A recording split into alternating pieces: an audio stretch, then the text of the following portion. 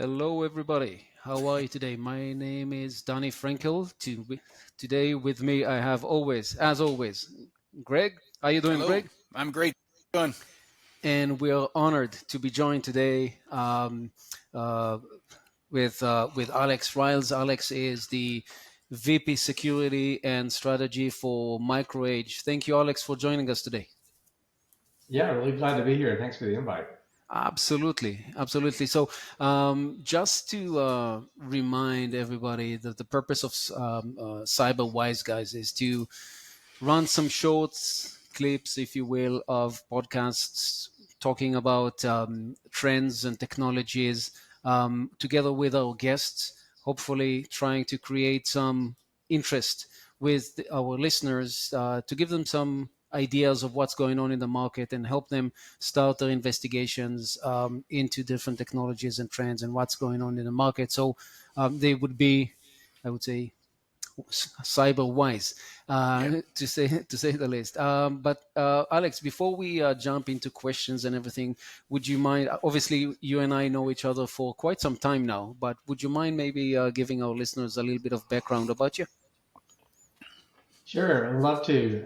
So my background's kind of interesting. I've had a great opportunity to serve roles all around the channel. So I worked at a customer. I was at FedEx for a while doing some techie stuff. I was at a reseller for probably 11 years in the HP software space.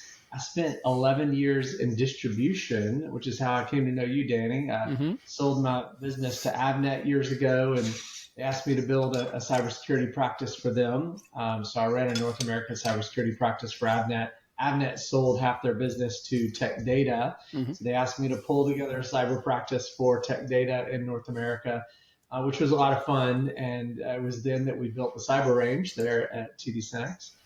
And then they asked me to run a global cybersecurity business there at Tech Data, which I did for several years before Tech Data and SYNNEX merged to create TD SYNNEX, which happened several years ago.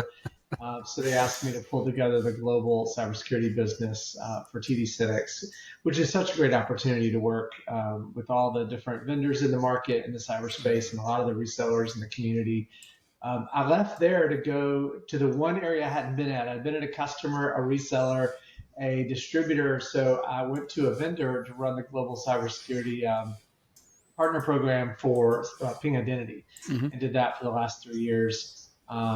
And then I kind of looked across the four categories and decided I really loved the reseller community a lot. So I swung back around and joined MicroAge about 3 months ago to get back into the reseller community, just because I want to touch the customer again Mm-hmm. and really be able to build and design solutions. So that's been my path. Oh, A lot of nice. channel focus. So how is MicroAge treating you? How do you find it so far? Love it. Love it. MicroAge is been around for so long. We've been around since 76, Wow. 1976. They wow. kind of had a rebirth in 2001. And they're one of these resellers and service providers that sells lots of different things: server storage, networking, software. They built a practice around cybersecurity. They have a data practice that's really solid and growing. We're in the process of building out an AI practice, which is really exciting. I came here because there's so much opportunity to do more. There's more cybersecurity services we can offer our clients. We serve the SMB and the mid-market space primarily, and there's just a lot of customers in that space instead of going after the top enterprise customers. So it's been a lot of fun. The leadership there is all rowing in the same direction and really solid to work with. So I'm having a great time. Fantastic. So Excellent. before we jump into, and sorry to cut you off, Greg, here, but No, that's all right. we all know that there are two very important things happening during every October. Right? Hmm. We start the month with security awareness. Everybody's kind of like talking about, all right, be aware, be aware. No, I'm interested to know more about what MicroAge is doing internally as well as with your customers around awareness. And obviously, the second thing that happens the end of every October is obviously Halloween. So maybe we can finish up the conversation today around Halloween and what are the spooky trends and technologies that are out there in the market. But if you don't mind, maybe talk a little bit about how you address awareness, and I don't know if that would fall under your responsibility, the internal security awareness in MicroAge, and then how do you address it with your customers today? I think that would give us a nice a nice starting point for the conversation today. Yeah, there's a lot that we're doing actually, and I believe very passionately about this topic, because as many technologies as we can deploy in our customers, like firewalls and identity solutions, et cetera, it really comes down to the human element a lot of times, because we are the weakest link in the chain. So we click those links and emails we're not supposed to click. So what we're doing internally is we have a security awareness program where we require all employees of the company to go through training every single year. And we sometimes in the middle of the year do a few updates depending on what's going on. But everybody has to go through the training and get a sign off that they completed it. That helps with cyber insurance, lower premiums. That helps with just making sure our employees know not to click bad links and know how to secure data and don't stick a USB drive in your laptop and all those great things. So internal training is important. I also do a series of videos that I call cyber bites. They're 5 minutes. And I release these every 2 weeks. And the goal of them is to do a little education internally for our sales organization on cybersecurity, on all sorts of topics, anything ranging from network and cloud security to SASE solutions and endpoint protection. So those are some of the things we do internally. Externally, particularly now in October, with being Cybersecurity Awareness Month, every day, if you look on our LinkedIn and on Twitter feed, you'll notice that we put out one cybersecurity tip a day through the whole month. And it's easy stuff. It's stuff like make sure you're using a password manager, right, to store your passwords. It's reminding people make sure your passwords are at least 14 characters now. And length is more important than complexity. So we used to tell people just make sure it's uppercase, lowercase, numbers, and special characters. And now length, like a 20-character phrase, is much more important than being complex, just because of the entropy involved in cracking passwords. But at least until quantum gets here, and then we'll have a whole different discussion. Exactly. But these daily updates are what we're doing. We also have a couple of blog articles coming out throughout the month that are scheduled. I've written some. My team has written some. At the very end of the month, on the 31st, we've got a spooky story, blog post that'll be a lot of fun around cybersecurity. Alex, I went ahead and preparing for this podcast, I did read your article that you wrote on MicroAge, which you all should go to the microage.com site and read. It's called "Don't Wait for a Cybersecurity Breach: 8 Essential Tips to Share with Your Employees." That's a very quick 5-minute article on exactly what we're talking about here. And it was interesting how when I read that, one of your suggestions that you had is about staying alert to phishing scams and having a way to educate your employees that on what are the best policies and practices when it comes to education against phishing attacks. And companies who have done this in the past, if you look at companies like Forrester Consulting, who did a research study recently that said phishing can be reduced, or the effects of a targeted phishing campaign can be reduced by 60 to 70% with a competent or a in-place phishing education program. So lots of stuff to learn there. And, I think for me, resonating with that education piece is really the best. Can you say a little bit more about, how the challenges and some of the effects that you've seen from organizations trying to start some kind of phishing education program and what that looks like? Yeah. I remember about 6 years ago, I was at Black Hat. I was at DEF CON. I think it was one of the two in Vegas. And there were these four guys from the Philippines who came over and gave a presentation, and they were the first ones to show an AI engine writing a phishing email. And they compared a handwritten, human-written email to their AI-written email. This is about 6 years ago, whenever we weren't even thinking about AI writing phishing emails. Right. And I was blown away. I was sitting there in the audience thinking, "Oh, this is not good. Like, the direction we're heading is not good." And back in that point, you could spot a phishing email because they were misspelled, and the English was not generally very good. But fast forward to today, and AI is writing these phishing emails all the time. Like, most phishing emails in your inbox are written by AI at this point, and they're written specifically at target audiences to draw you in with sentiment, and they're very compelling, and there's no misspellings, and they look like they're human written. So this is a real problem. So on the flip side of this, it is important to train our users on how to spot a phishing email, not click a link you're not supposed to click. But we can also use AI to combat AI here. Some of these newer generation email security providers, I'm thinking about Abnormal Security, /Next.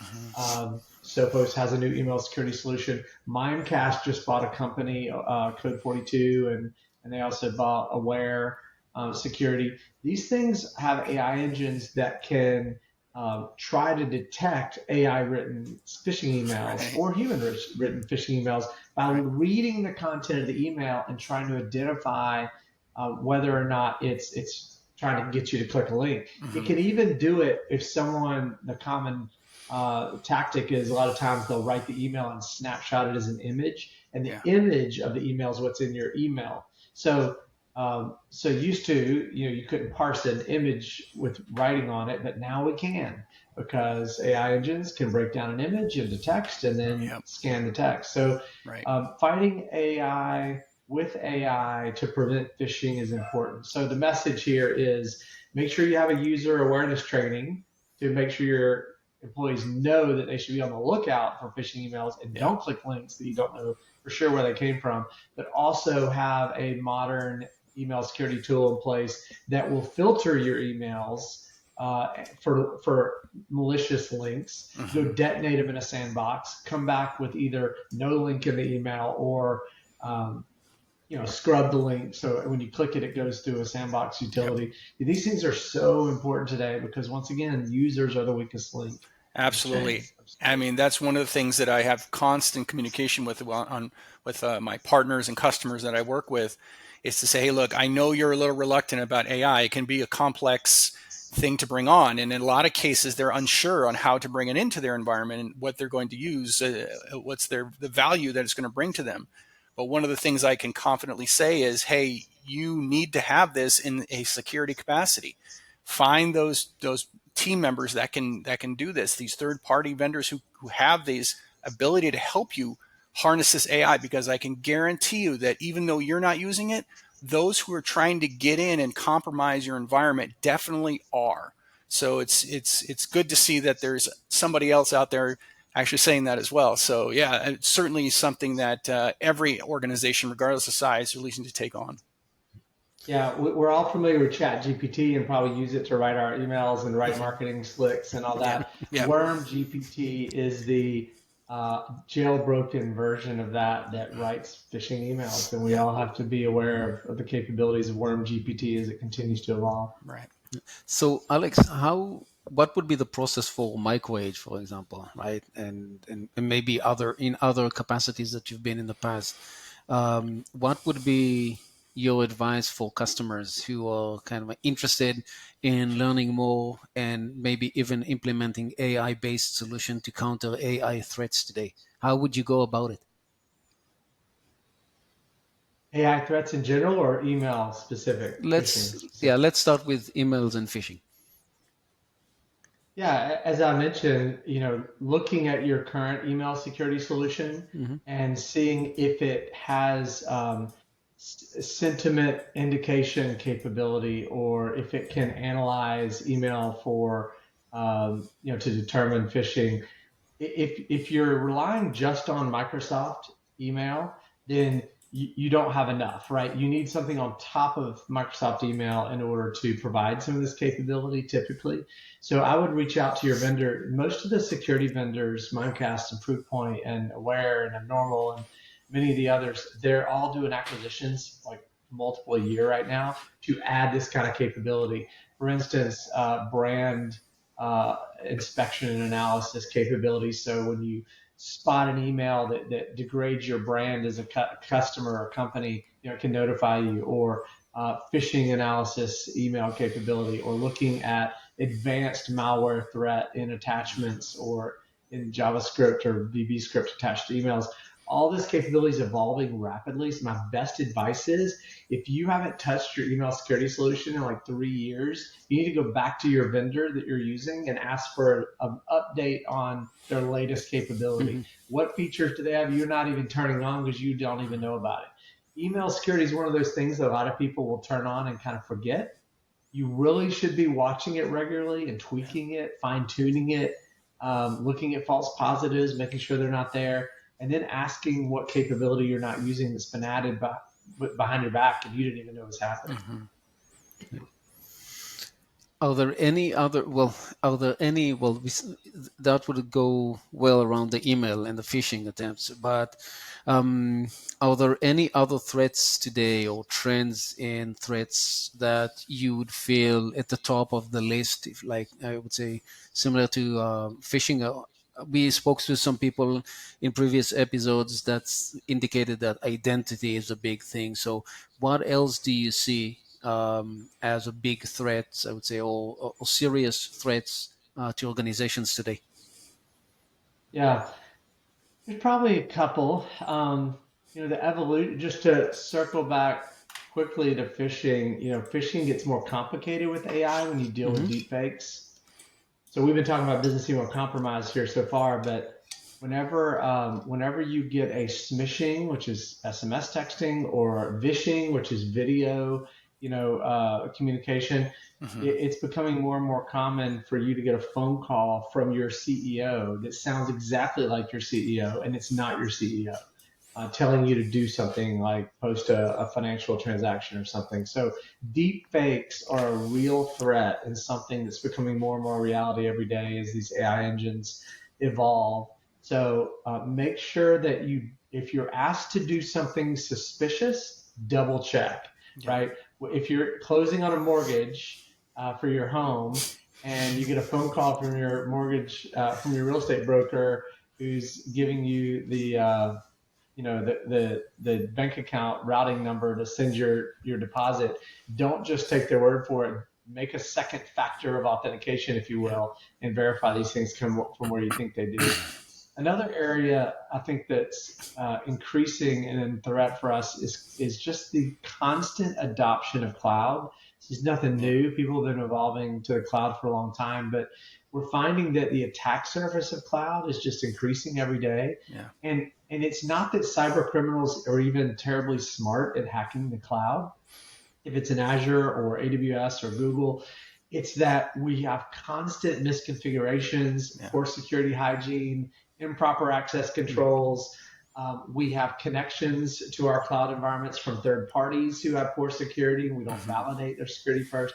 So we're sabotaging ourselves when it comes to security and opening Yeah. up these holes for attackers to attack without any real skill involved. Yeah. AWS, storage buckets that are just left open with permissions Yeah. because the administrator is an IT guy who knows how to configure a switch. They has no idea how to really secure the cloud. Right. They're everywhere. And Right. so cloud security scares me a Hmm. lot, not because the cloud providers don't do a good job at what they do, but because customers don't do a good job understanding how to secure it. Hmm. The other big one I think right now is a huge threat is ransomware, and we could talk about that all day, I'm sure. But ransomware continues to evolve. Like every 6 months, I feel like ransomware is morphing and changing. Now we've got the sophistication is just increasing. We have double extortion tactics. So you finally get past the incident and you restore your environment and you find out your backups had the ransomware in it already because the bad guy had been there for 6 months and now they extort you a second time. data leak threats, because now they're not just asking to pay them to give you a decryption key. They're saying, pay us or we will take your data and make it available online for everyone to see. Mm-hmm. Targeting critical infrastructure now with ransomware attacks, so that you're preventing water from getting to a nuclear power plant to cool things down. Mm-hmm. Like all these, it just constantly escalates. So ransomware is one that we always have to be on the lookout for. So at MicroAge, do you provide services for customers, or what kind of services? I'm sure you provide services, but what kind of services MicroAge can leverage to help partners? I'm sorry, customers, I would say, avoid, let's say, ransomware, for example, Mm-hmm. or misconfigurations when it comes to cloud, as you mentioned earlier. Yeah, yeah, good question. So there's really two approaches we take in our security business at MicroAge. The first is we have a large team of pre-sales engineers who help customers who are wanting to purchase technology to run internal. And we sell about roughly 40 different security vendors and technologies, anything from firewalls and network devices through identity solutions and SASE solutions, cloud security, data security. So that's one way we help our clients, is by making sure that if they have the skills internally to manage and deploy that technology, we help them pick the right technology for whatever business problem they're trying to solve. Mm-hmm. The second thing we do is we do provide services for those clients who aren't able to help themselves. As I mentioned before, we focus a lot in SMB and mid-market. So a lot of times these companies have a couple of IT people who know enough about security to be dangerous, but not enough to really be professional. So, they outsourcing to someone for help is a valid strategy for a lot of our customers. So we do have a managed security service that provides capability like MDR, managed detection and response. Mm-hmm. So we can be the monitoring engine for our clients with endpoint agents on all their endpoints and servers, and network appliances like firewalls that can send us threat intelligence. And then we will notify that client when we detect an issue and work with them to resolve that problem.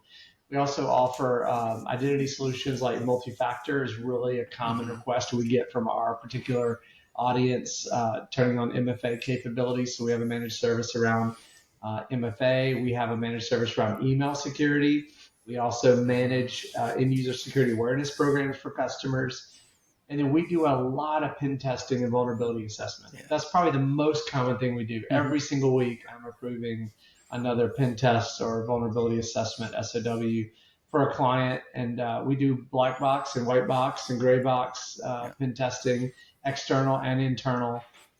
So that's a very common service we provide. And lastly, and in some respects, maybe the most important, we do a lot of gap analysis assessments to a cybersecurity framework, because a lot of customers who don't do cybersecurity every day, all day, they need some help. And what should I do next? How do I secure my environment? And some of these frameworks, like the NIST cybersecurity framework, or ISO 27001, or NIST 800-53, these frameworks are designed to give people a roadmap on checking boxes that, yes, I've done these things, and so I'm reasonably secure.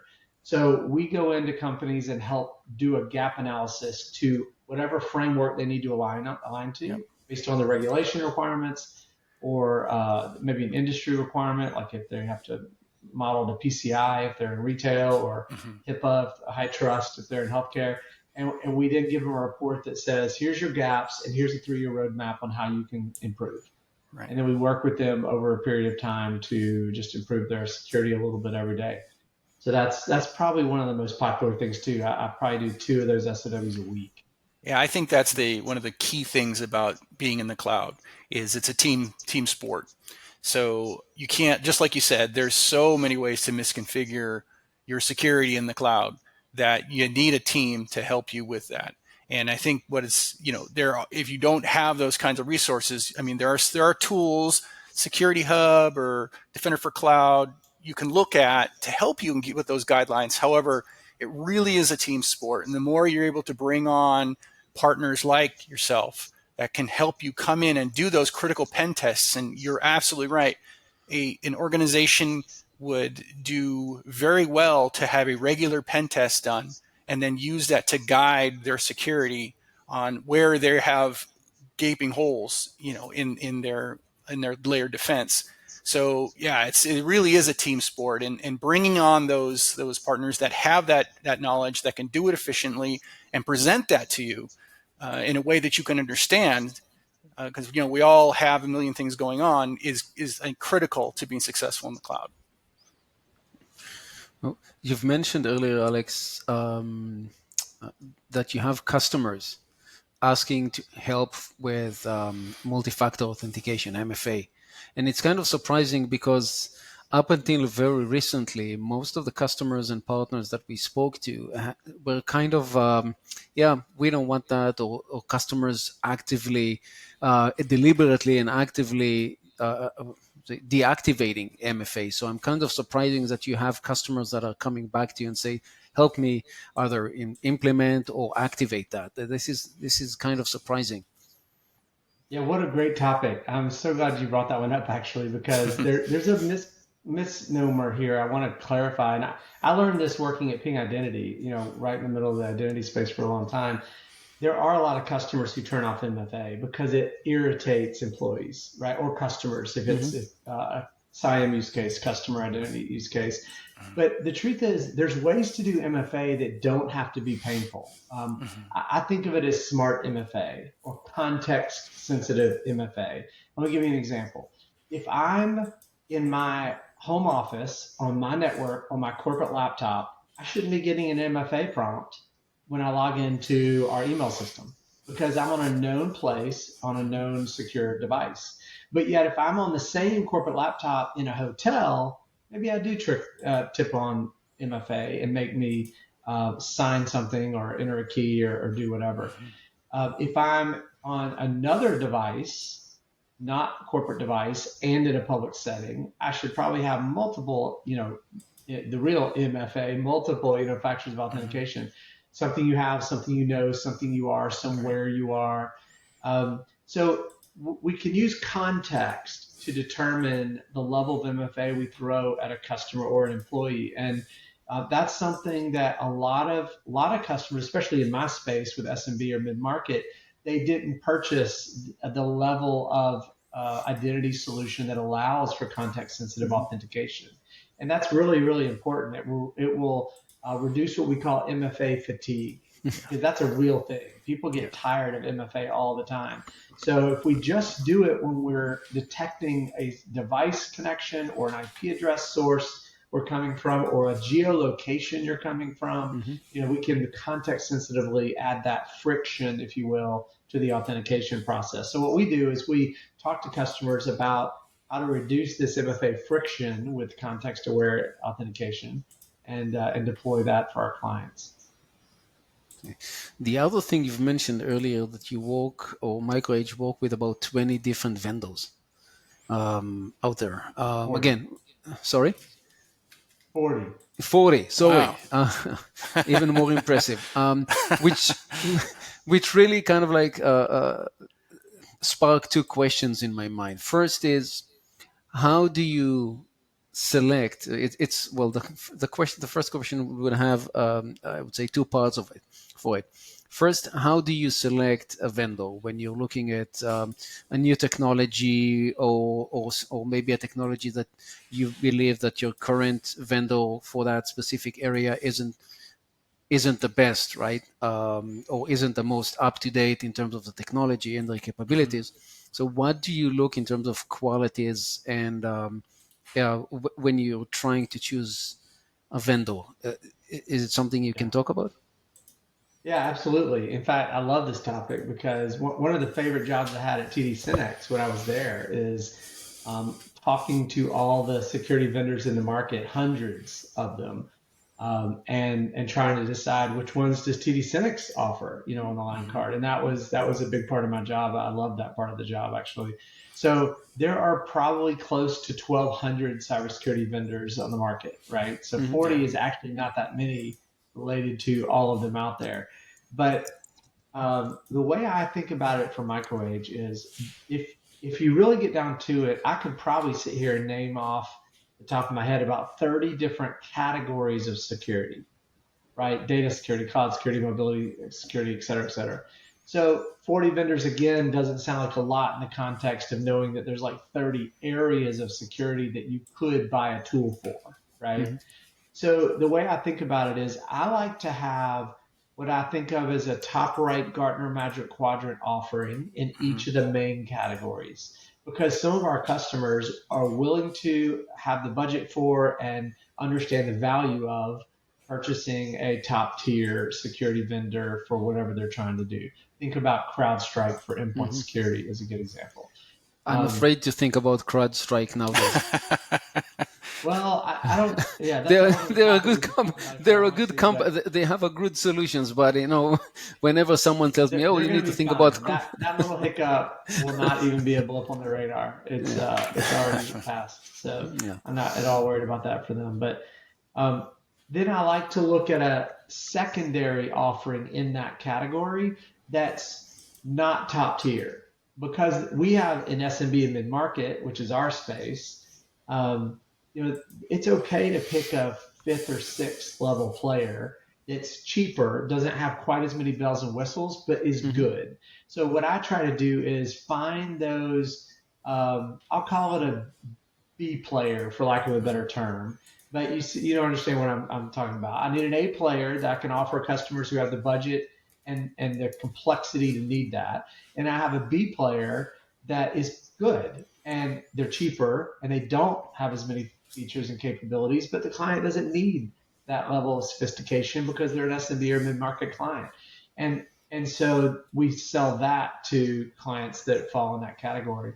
Um, and then sometimes we have a third and a fourth option in a certain security category if it's a big enough category. Endpoint security is a great example of that.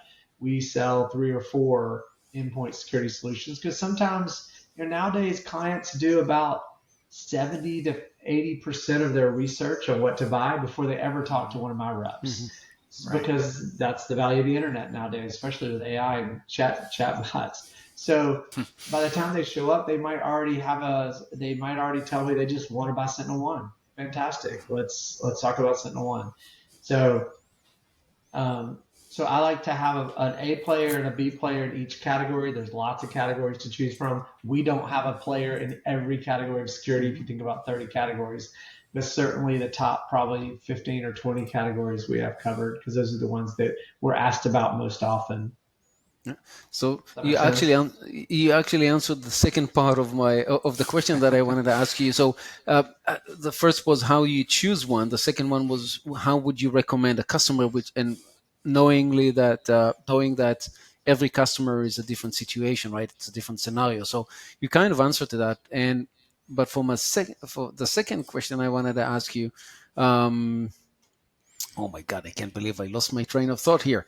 Uh, um, Yeah, the good. While you're thinking about that, Danny, I'll say the good thing about being in a reseller community is if a customer comes to us with a specific need and it's not one of my main 40 that I already have a relationship with, I can go sign up as a reseller for that vendor and help that customer with that sale anyway. mhm, And then I have someone else that I know about and am capable of telling a yeah, story about to solve a customer problem. So our objective is not to sell a technology. Mhm. We've got a lot of people on in our portfolio only because those are the ones that typically come up the most with our customers. But the truth is, we go in and try to identify the business use case for our customers. What problem are they trying to solve? What other solutions they have in their environment? And that informs the decision about what we recommend.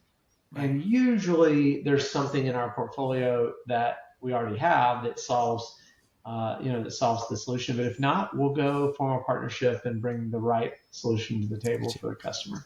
yeah. So circling back to the second question I want to ask you, on average, customers nowadays have probably 30, maybe even 40 different vendors that they work with, right? Obviously, the more enterprise, the closer they get to an enterprise level, it's going to be more, and obviously, smaller customers would have less. But still, how do you help customers today? I would say move away from different point solutions into a more, I would say, platform-based solution. Yeah. Yeah, you know what? This is an interesting one because what I found is about every 3 years, the pendulum swings to centralized cybersecurity platforms, and then it swings back to best of breed individual point solutions. Mhm. And at the moment, we are in the process of a swing back toward consolidated platforms. And you're seeing that with just more and more acquisition by some of these big players in the market like Palo Alto and Fortinet and Checkpoint and others. But I think that we are seeing more customers lately asking for a platform play where they can get a lot more capability in one platform than they can in best of breed. But the truth is, it's really hard sometimes to rip out an existing solution a customer has. So pulling something out like your endpoint security solution where you have endpoint agents deployed everywhere and it's tied into your XDR offering, which then ties into your SIM, which is managed by a third party. Like the complexity can be sufficient enough that it's hard to move to a centralized platform sometimes. And those customers tend to keep heading down the best of breed route. But eventually, the best of breed route bites you, right? Because Yeah. the renewals become too exorbitant for each individual one. And then one of those best of breed providers comes to you with an offer that says, you can upgrade and consolidate to our platform for X amount of money. And that at some point turns out to be cheaper than renewing all your best of breed solutions. And that's when the pendulum swings back to a platform play. And then eventually the platforms get too complicated and too expensive that the customer decides, you know what, I could probably save some money if I went to an individual best of breed solution. So then each of those best of breed vendors gives them a deal to get off, X vendor's platform, Mhm. and then they're back to a lower cost for another couple of years until the price goes back up again. So it's just a constantly swinging pendulum, is what I've noticed in the last decade in this business. But right now, I do think the platforms are very capable, so it's becoming more common to kind of swing to a platform. In my space, with mid market and SMB, for instance, the Sophoses, the Fortinets, those are really the big plays. As you get into enterprise, you're looking more at Palo Alto's platform, Microsoft, Cisco, um, and Checkpoint, and so some of those kind of players. Gotcha. Absolutely. Um, you you spoke earlier, and I'm gonna switch the direction of the conversations. Hopefully, that's okay with you, Greg, as well, because Yeah.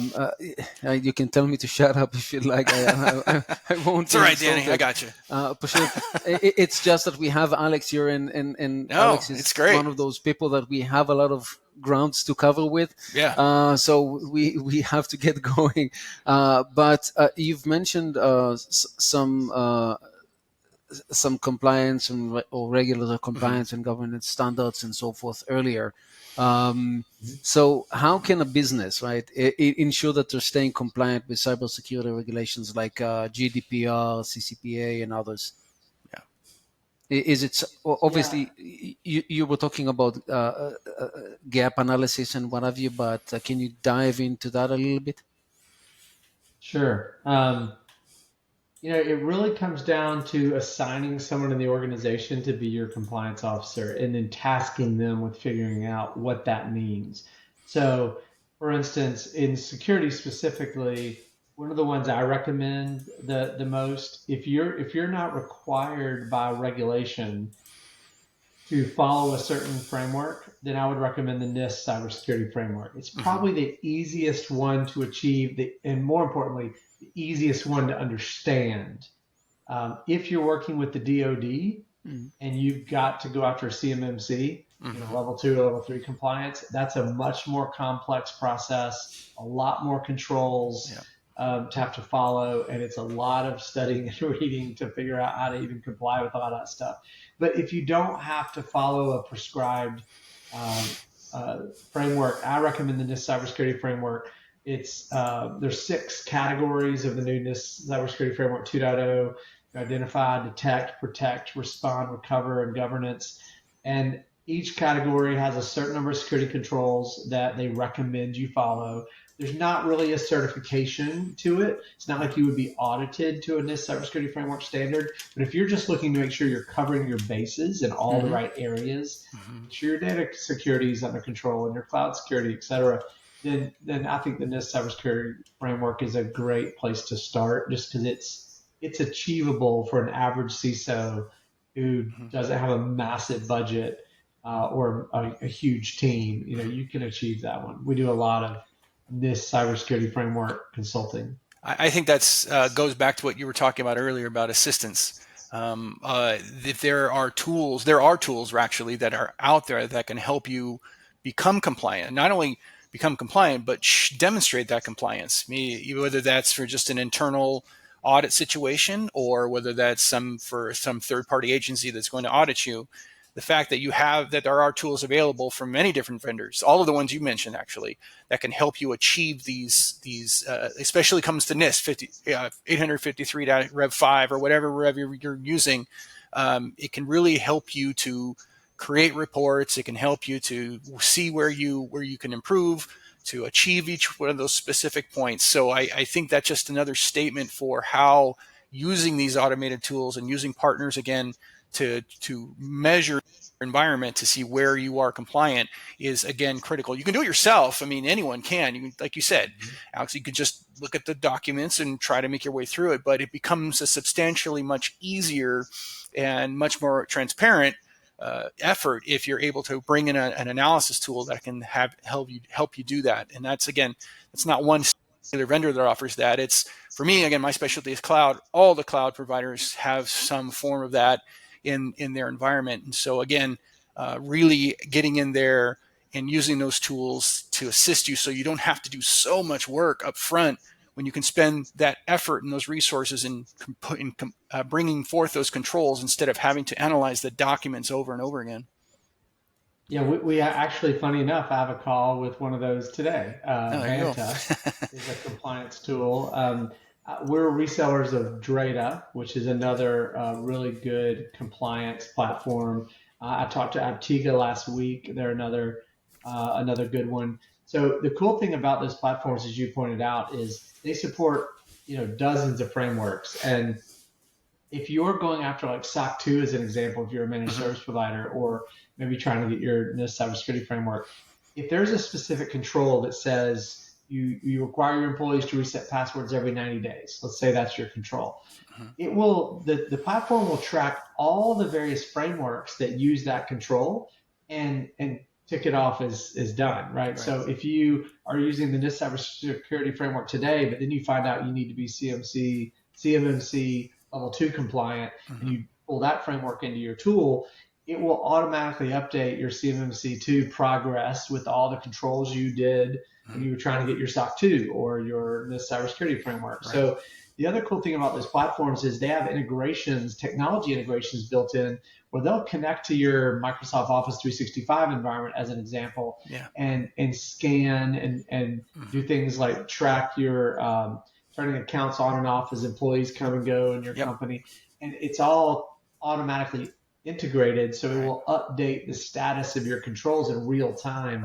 So at any point you bring up your dashboard for your SOC 2 compliance or your NIST cybersecurity framework compliance, and it will give you green, yellow, red, and you can drill down and see exactly which technology integration failed and said you weren't complying with a control. So they're very valuable compliance platforms if you're investing in this category. Saves an awful lot of time. You can also keep your evidences of complying with a security control right in the platform. So if you are being audited for PCI or high trust or whatever, an auditor can go straight to that control, see the evidence, maybe it's a spreadsheet, maybe it's a screenshot of something, and be able to sign you off without having to go, you compile it separately in a spreadsheet or a zip file and send it to the auditor. And these tools are very, very helpful. Yes, excellent. Yeah, that's the key thing I think you said right there. Those evidences that you could bring forth during an audit, because especially if you deal with any kind of government or federal requirement, if you didn't document it, well, it didn't happen. So yeah, that's really crucial, because you can have a team that's on the ball, but if their documentation is not organized or not in an easily accessible fashion, then it's not going to help that. And also those the more complex environments. And I've seen, I also deal in mostly the SMB space. More the bigger end of the SMB space, there some of their architectures can get pretty complicated. And the guy who knew all the architecture either left or went on to another role, and it's changed since then. I used to say when I was doing development, it would be like, okay, only God and I know how this program works. And then somebody makes a change, and well, then now I don't know. So it's the same way when it comes to knowing what's going on in your environment. Is the more complex it becomes, the more you need these tools to go out and analyze for you.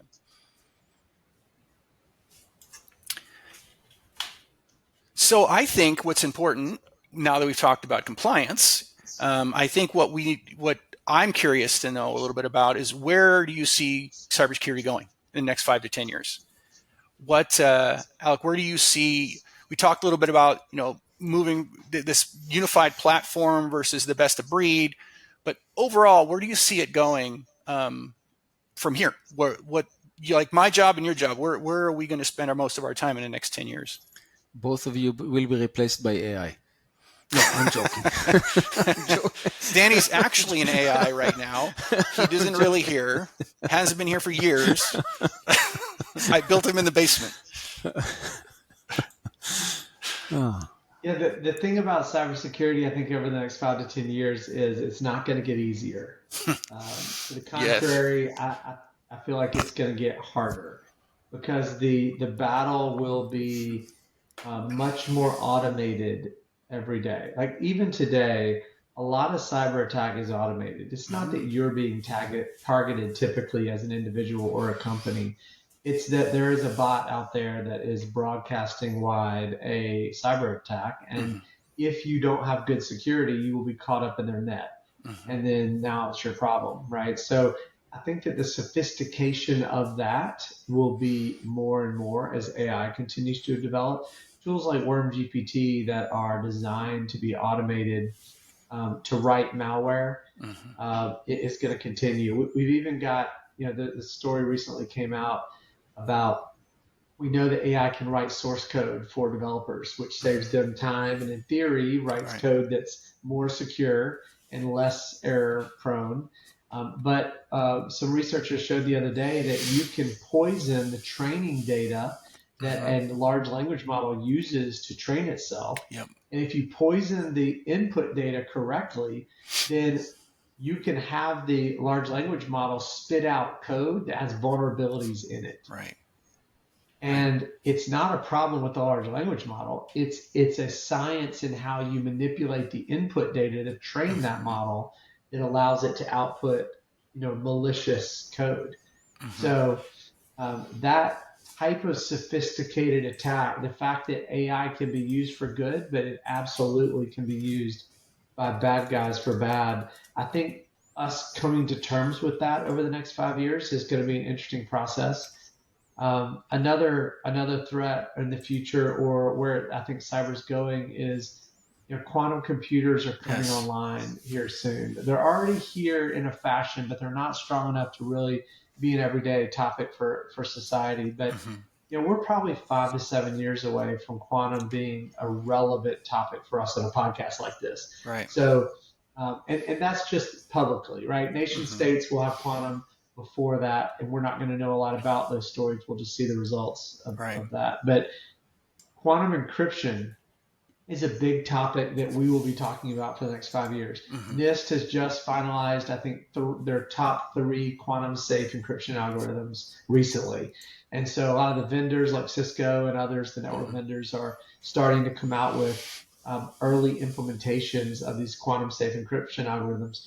Because the truth is, our normal TLS encryption that's on your HTTPS website URLs, TLS can be broken in seconds by a quantum computer in the not too distant future. Right.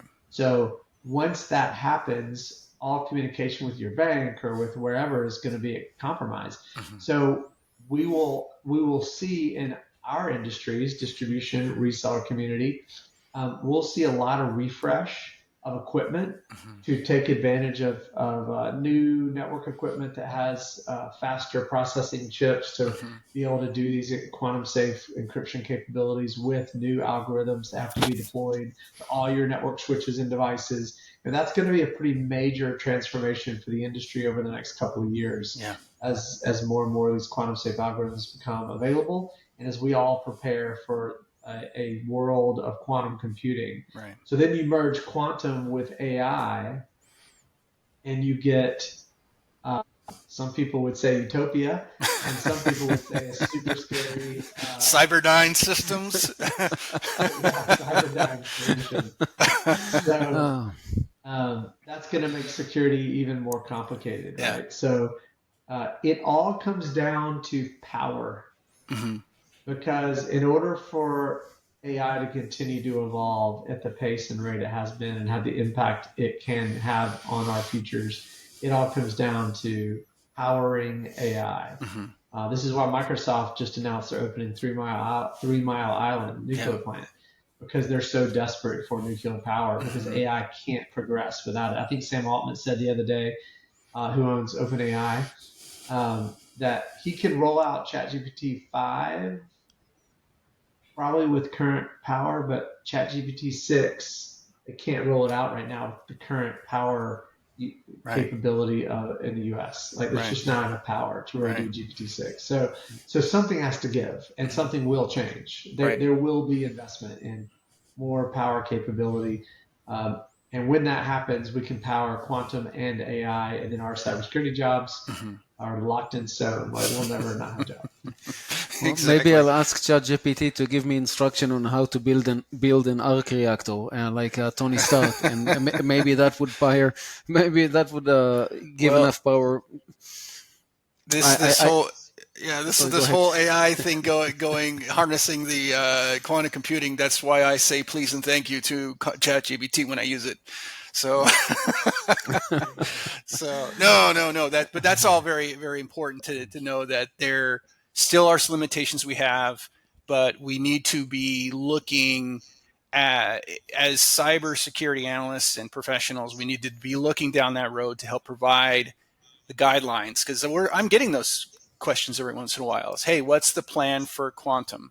Because it's again, it's no longer a science fiction dream, for nerds like me that like, oh, one day we'll have R2D2, but it's really going to be something that we have to deal with. And exactly what you're saying is now's the time to have those discussions, to lay the groundwork, because it will require some spending to protect yourself from this oncoming, not just threat, but there'll be a lot of benevolent things you can do with it. However, with that will come huge threats. So, no, I think that's a fair way to look at it.